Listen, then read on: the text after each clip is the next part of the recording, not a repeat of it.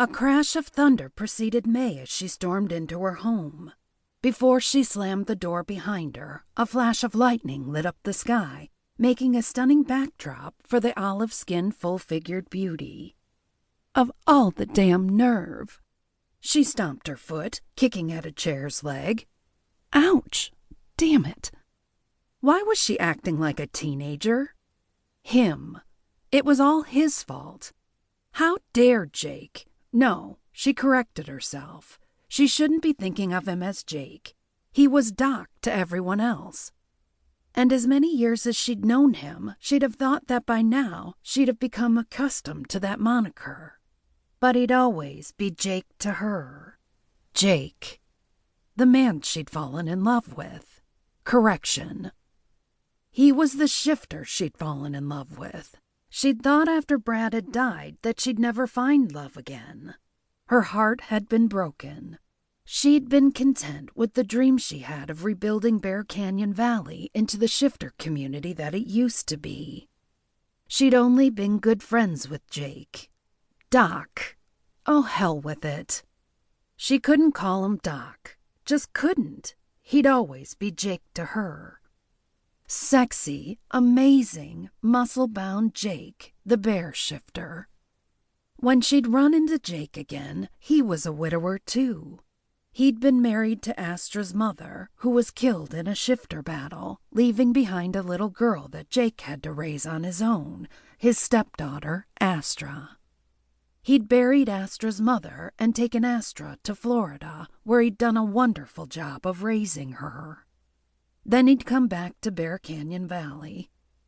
May smiled as she thought of Astra, who had gifts just as May did. Not the same exact gifts, but supernatural gifts just the same. She should look into Astra's gifts to see if she needed help, though she felt she was the last person who had a right to do so, since she'd ignored and avoided her own gifts for so long. The rain outside subsided a bit as she thought of Astra. I have got to get control of my emotions, or I'm going to create a flood in this valley. May muttered to no one in particular, since she had no company. Well, no human or shifter company. She had her black cat Zarina, but that wasn't the same. It wasn't like Zarina could talk. How dare Jake decide he was going to Europe? How dare he leave her behind? No, she told herself. How stupid of me to fall in love with him. The rain began again, more torrential now, with thunder and lightning flashes punctuating her every dark thought. She should have known better. Of course Jake only thought of her as a friend. Well then, she was a shitty friend.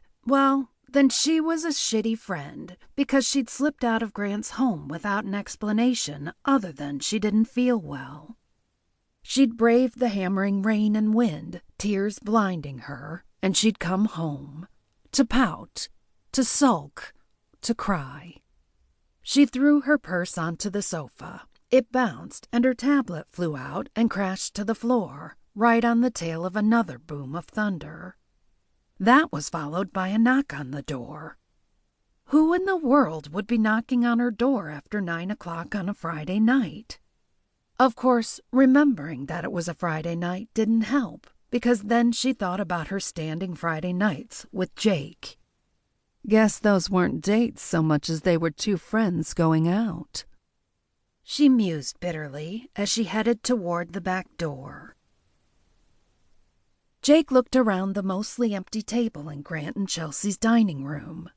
The help was picking up the plates gingerly and quietly, being careful not to disturb anyone. They obviously sensed the tension in the room. Wow, guess I know how to break up a dinner party. He flashed a rueful grin at his stepdaughter. Doc, you didn't... Astra's words trailed off. Her beautiful luminescent green eyes studied him as if he were a child. Astra had always called him Doc, though on rare occasions she referred to him as Dad. Either name worked.